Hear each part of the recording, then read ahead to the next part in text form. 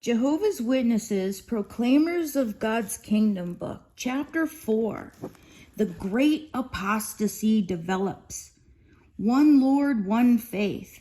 When the Apostle Paul, under inspiration, penned those words about 60 to 61 CE, there was but one Christian faith. Yet today we see a profusion of denominations, sects, and cults that claim to be Christian, though they teach conflicting doctrines and hold to different standards of conduct. What a far cry from the one united Christian congregation that started on Pentecost 33 CE. How did these divisions come about? For the answer, we must go back to the first century of our common era. From the very beginning, the adversary, Satan, tried to silence the testimony of the Christian witnesses of Jehovah by bringing upon them persecution from those outside the congregation. First, it came from the Jews and then from the Gentile Roman Empire. The early Christians successfully endured all manner of opposition, but the adversary did not give up. If he could not silence them by pressure from those on the outside, why not corrupt them from within? While the Christian congregation was still in its infancy, its very existence was threatened by an internal enemy, apostasy. Apostasy, however, did not creep into the congregation unannounced. As head of the congregation, Christ saw to it that his followers were warned in advance. There will be false teachers among you. Be on the watch, cautioned Jesus, for the false prophets that come to you in sheep's covering. Jesus knew that Satan would try to divide and corrupt his followers. So, from early in his ministry, he warned them about false teachers. From where would these false teachers come? From among you yourselves, said the Apostle Paul from 56 CE when speaking to overseers of Ephesus. Yes, from within the congregation, men would rise and speak twisted things to draw away the disciples after themselves. Such self-seeking apostates would not be content to make their own disciples. They would endeavor to draw away the disciples, that is, Christ's disciples. The Apostle Peter, about 64 CE, also foretold internal corruption and even described the way such apostates would operate. There will be false teachers among you. These very ones will quietly bring in destructive sects. With covetousness, they will exploit you with counterfeit words, like spies or traitors in an enemy's camp. The false teachers, though arising from within the congregation, would infiltrate their corrupting views in a secret or camouflaged way. These warnings of Jesus and his apostles were not in vain. Internal opposition had small beginnings, but it surfaced early in the Christian congregation. Already at work, less than 20 years after Jesus' death, the Apostle Paul indicated that efforts of Satan to cause division and turn men away from the true faith were already at work. As early as about 49 CE, in a letter sent out to the congregations, the governing body noted, "We have heard that some from among us have caused you trouble with speeches, trying to subvert your souls, although we did not give them any instructions." So some within the congregation were vocal about their opposing viewpoint, in this case evidently over the issue of whether Gentile Christians needed to get circumcised and observe the Mosaic law. As the first century progressed, divisive thinking spread like gangrene. By about 51 CE, some in Thessalonica were wrongly predicting that the presence of the Lord Jesus was imminent. By about 55 CE, some in Corinth had rejected the clear Christian teaching regarding the resurrection of the dead. About 65 CE, others said that the resurrection had already taken place it being of a symbolic kind that living Christians experience.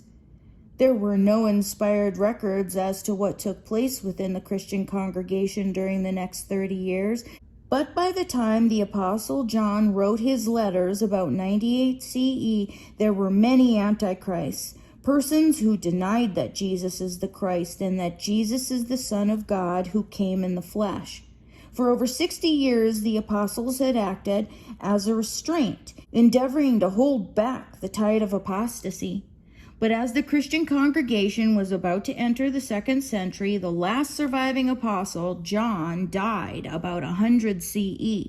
The apostasy that had slowly begun to creep in the congregation was now ready to burst forth unrestrained, with devastating organizational and doctrinal repercussions. Clergy and laity. All your brothers, Jesus had said to his apostles, your leader is one, the Christ. So there was no clergy class within Christian congregations of the 1st century. As Spirit-anointed brothers of Christ, all the early Christians had the prospect of being heavenly priests with Christ. As to organization, each congregation was supervised by a body of overseers or spiritual elders. All the elders had equal authority, and not one of them was authorized to lord it over the flock in their care. However, as the apostasy unfolded, things began to change quickly. Among the earliest deviations was a separation between the terms overseer and older man or elder, so that they were no longer used to refer to the same position of responsibility. Just a decade or so after the death of the Apostle John, Ignatius, Bishop of Antioch, in his letter to the Samaritans, wrote, "See that you all follow the bishop, overseer, as Jesus Christ follows the Father, and the presbytery body of older men, as it were the apostles." Ignatius thus advocated that each congregation be supervised by one bishop or overseer, who was to be recognized as distinct form and having greater authority than the presbyters or older men. How, though, did this separation come about? Augustus Neander, in his book, The History of the Christian Religion and Church during the 3 first centuries, explained what happened.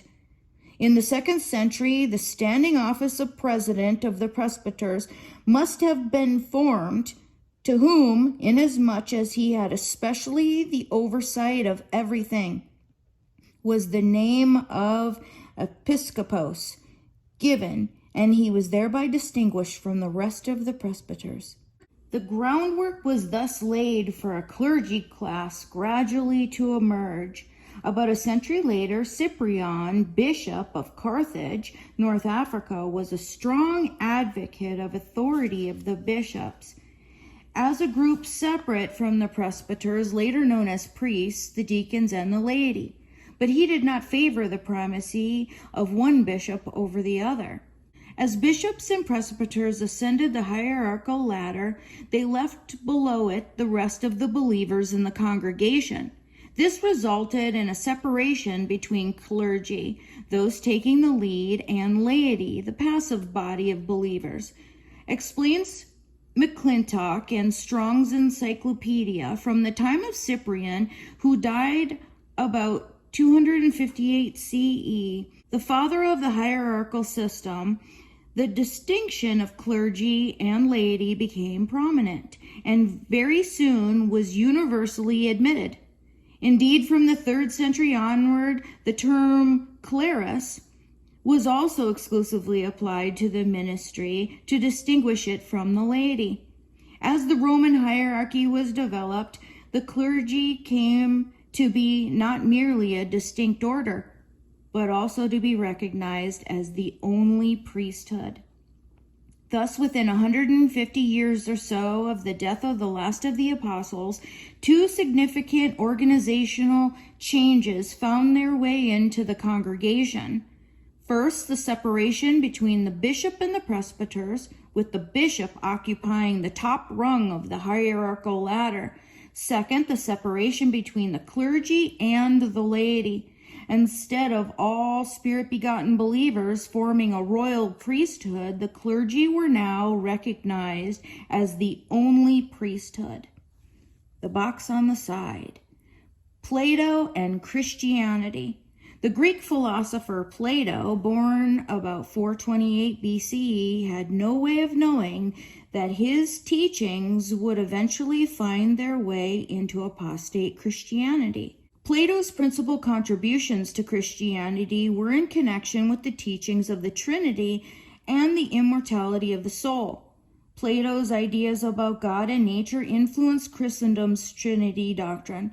Explains the Nouveau Dictionnaire Universal, the Platonic Trinity, itself merely a rearrangement of older trinities dating back to earlier peoples, appears to be the rational philosophic trinity of attributes that gave birth to the three hypostases or divine persons taught by the Christian churches. This Greek philosopher's conception of the divine trinity can be found in all the ancient pagan religions. Regarding the immortal soul doctrine, the New Catholic Encyclopedia says, the Christian concept of a spiritual soul created by God and infused into the body at conception to make man a living whole is the fruit of a long development in Christian philosophy. Only with Origen, died about 254 CE in the East, and St. Augustine died 430 CE in the West, was the soul established as a spiritual substance and a philosophical concept formed of its nature. Augustine's doctrine owed much, including some shortcomings, to Neoplatism. Such changes marked a defection from the scriptural method of governing the congregations in apostolic days. Organizational changes, though, were not the only consequences of the apostasy. Pagan teachings infiltrate. Christ's pure teachings are a matter of record. They are preserved in the Holy Scriptures. For example, Jesus clearly taught that Jehovah is the only true God and that the human soul is mortal.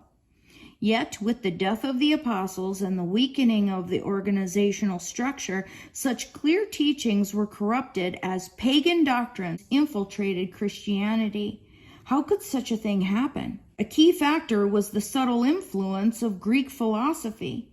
Explains the New Encyclopedia Britannica, from the middle of the 2nd century AD, Christians who had some training in Greek philosophy began to feel the need to express their faith in its terms, both for their own intellectual satisfaction and in order to convert educated pagans. Once philosophically minded persons became Christians, it did not take long for Greek philosophy and Christianity to become inseparably linked. As a result of this union, pagan doctrines such as the Trinity and the immortality of the soul seeped into tainted Christianity. These teachings, however, go back much farther than the Greek philosophers. The Greeks actually acquired them from older cultures, for there is evidence of such teachings in ancient Egyptian and Babylonian religions. As pagan doctrines continued to infiltrate Christianity, other scriptural teachings were also distorted or abandoned. Kingdom hope fades. Jesus' disciples were well aware that they had to keep on the watch for Jesus' promised presence and the coming of his kingdom. In time, it was appreciated that this kingdom will rule over the earth for 1,000 years and transform it into a paradise.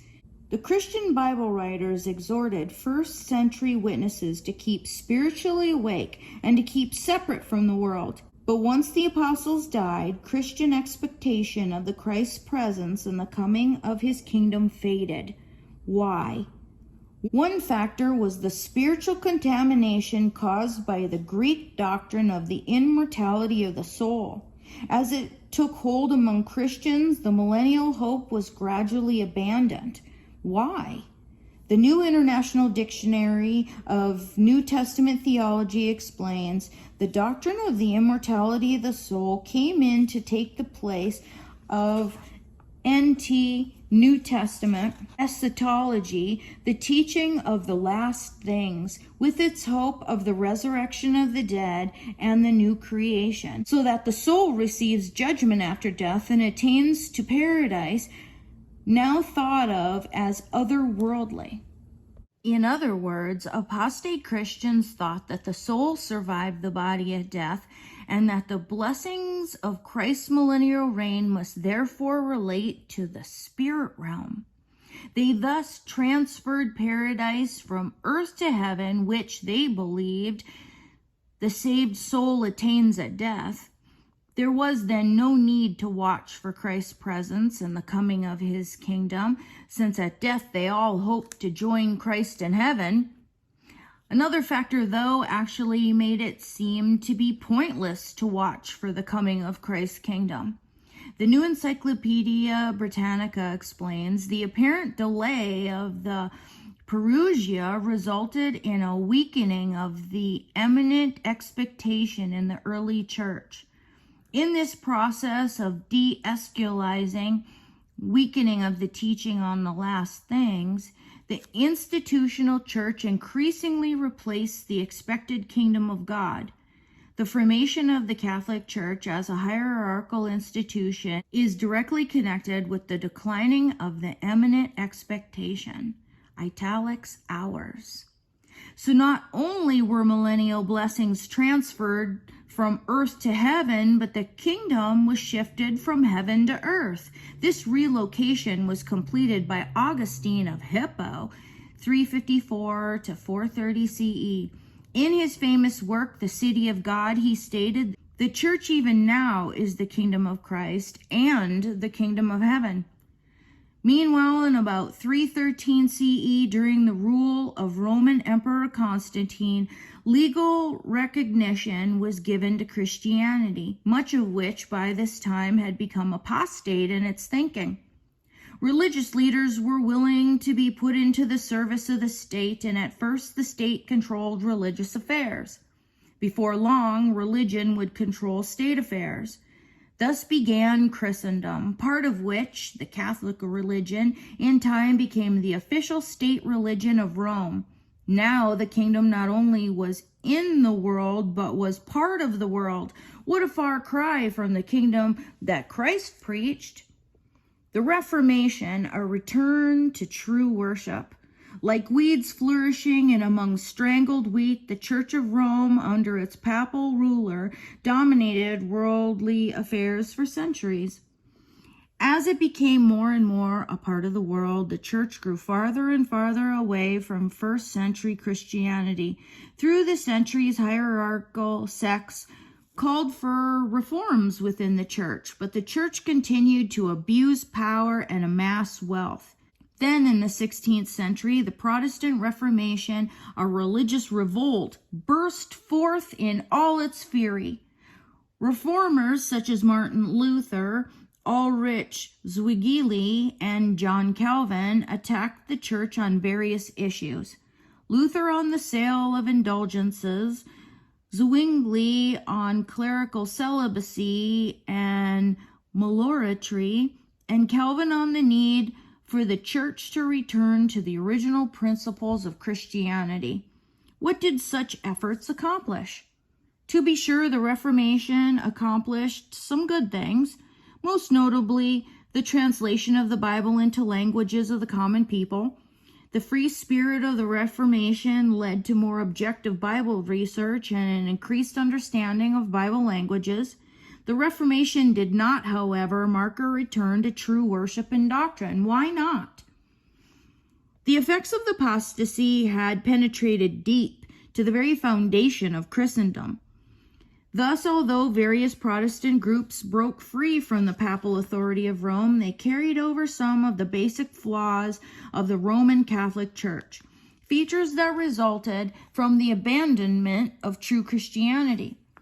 For example, although the governing of the Protestant churches varied somewhat, the basic division of the church into a dominating clergy class and a subjugated laity was retained. Also retained were unscriptural doctrines such as the Trinity, the immortal soul, the external torment after death, and like the Roman Church, the Protestant churches continued to be part of the world, being closely involved in the political systems and the elite ruling classes. Meanwhile, what about Christian expectation? Watching for Jesus' presence and the coming of his kingdom? For centuries after the Reformation, the churches, both Catholic and Protestant, were deeply committed to secular power and intended to push off expectations of the coming of Christ's kingdom. Stirrings of watchfulness. In the 19th century, though, the religious climate led to stirrings of Christian watchfulness.